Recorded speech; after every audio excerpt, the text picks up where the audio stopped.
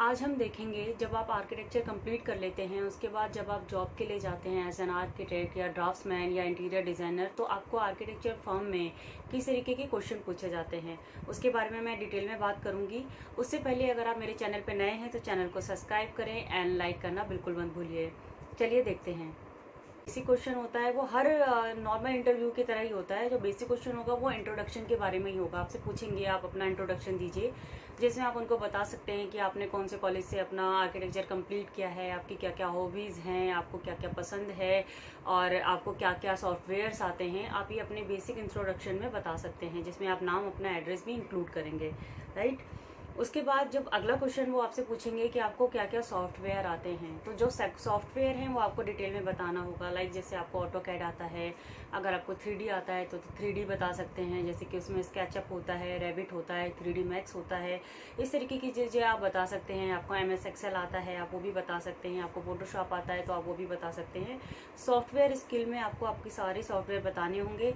उसके बाद वो आपसे ये भी पूछ सकते हैं कि आप अपने आप को रेटिंग दीजिए कि आपको, जैसे कि आपको ऑटोकैड आता है तो 10 में से आप कितनी रेटिंग देंगे खुद को। आप फोटोशॉप आता है तो 10 में से कितनी रेटिंग देंगे, लाइक 7 हो गया, 8 हो गया। इस तरीके से आप अपने आप को रेटिंग दे सकते हैं जब वो आपसे पूछे, तो अपने आप से नहीं देना है। अगला क्वेश्चन जो होगा वो आपसे ये कर सकते हैं जो बहुत बेसिक है और वो एज एन आर्किटेक्ट आपको आना चाहिए। अगर आप ड्राफ्टमैन है तो भी आपको आना चाहिए, अगर आप इंटीरियर डिजाइनर है तो भी आपको आना चाहिए। आपको यूनिट कन्वर्जन आना चाहिए। लाइक आपको MM से फीट में करना आना चाहिए, फीट से इंच में करना आना चाहिए, आपको गज की नॉलेज होनी चाहिए, आपको यार्ड की नॉलेज होनी चाहिए। देखिए ये बेसिक नॉलेज है, इसके बिना तो आप काम ही नहीं कर पाएंगे, क्योंकि आपके पास जो काम आएगा साइड से वो किसी भी डायमेंशन में हो सकता है, किसी भी मेजरमेंट में हो सकता है, बट आपको उसका कन्वर्जन आना चाहिए। क्योंकि कई बार बहुत सारे ऑफिसेज MM में काम करते हैं, बहुत सारे ऑफिसेज आपके फीट इंचेस में काम करते हैं। तो अगर आपको कन्वर्जन नहीं आएगा तो आप कैसे करेंगे, तो ये तो आपको आना चाहिए और ये आप बाय नेट पे सीख सकते हैं।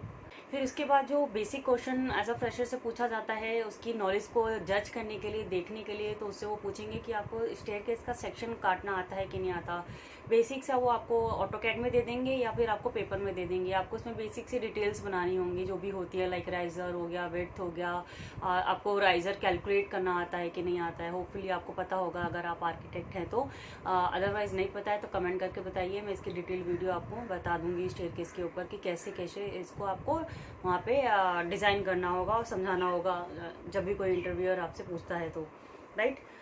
उसके बाद अभी आप फ्रेशर हैं तो मटेरियल की ऑब्वियसली नॉलेज आपको बहुत ज़्यादा तो नहीं होगी, जैसे बहुत सारी ब्रांड्स तो आपको नहीं पता होंगी, बट बेसिक नॉलेज ज़रूर होनी चाहिए। लाइक घर में टाइल्स लगती है कि जैसे फ्लोर पे अगर वो पूछ लेते हैं कि क्या लगता है तो आप बोलोगे टाइल लगती है, मार्बल लगता है, ठीक है, ग्रेनाइट लगा सकते हैं समवेयर, ठीक है। तो ये बेसिक आपको पता होना चाहिए। पूछेंगे वॉल पे क्या यूज़ कर सकते हैं तो आप बताएंगे पेंट यूज़ कर सकते हैं, वॉलपेपर यूज़ कर सकते हैं, पैनल्स भी होते हैं, ठीक है।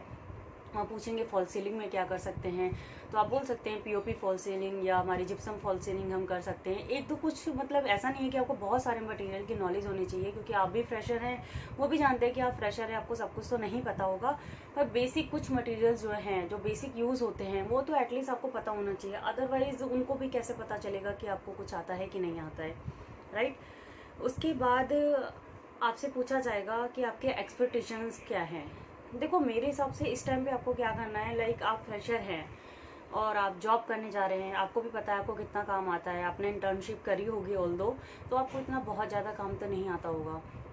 तो मैं आपको तो यही एडवाइस करूँगी, जब आप स्टार्टिंग में स्टार्ट करें एज अ आर्किटेक्ट या ड्राफ्ट्समैन या इंटीरियर डिज़ाइनर, तो सैलरी पे फोकस ना करते हुए मतलब अपना 1 साल जो है एटलीस्ट लर्निंग को दीजिए। जब आप 1 साल पूरा लर्निंग को देंगे, आप सीख जाएंगे, तो ऑटोमेटिकली आपकी सैलरी राइज हो जाएगी। हाँ बस ऐसे ही बेसिक अमाउंट जरूर बना लो, लाइक 15,000 या 20,000 पर मंथ आपको आपके बेसिक नीड्स के लिए चाहिए, तो वो आप आगे से उनको बोल सकते हो। वैसे तो सबसे अच्छा तरीका ये होता है कि आप उनसे बोलो कि आप बताइए आप मुझे क्या दे सकते हैं। लाइक मुझे तो ऑटोकैड भी आता है और आपको 3D भी आता है, होपफुली आपको फोटोशॉप भी आता है, आपको बहुत सारे सॉफ्टवेयर्स आते हैं। उसके बाद आप उनसे खुद पूछिए कि आप मुझे क्या दे सकते हैं। देखिए पता चले कि इंटरव्यूअर सोच रहा हो कि मैं आपको 20,000 पर मंथ ऑफर कर दूँ, मैं मंथ वाइज पैकेज बता रही हूँ, मैं ईयर वाइज नहीं बात कर रही हूँ, बिकॉज बहुत सारे लोग नहीं समझ पाते कि मंथ वाइज में हमें मंथली कितनी सैलरी मिलेगी, इसलिए खाली। तो मंथली एक आपने माइंडसेट कर लिया कि मुझे 15,000 मिल जाए, मैं बोल देता हूँ और मेरे लिए तो काफ़ी हो जाएगा, या मैं बोल देती हूँ तो मेरे लिए बेस्ट है। हो सकता है इंटरव्यू सोच रहा हो कि यार इसको ऑटोकैड भी आता है, फोटोशॉप भी आता है, इसे 3D भी आता है, तो क्यों ना मैं इसे 20,000 दे दूँ। तो आप बात समझ रहे हैं मैं क्या कहना चाह रही हूँ।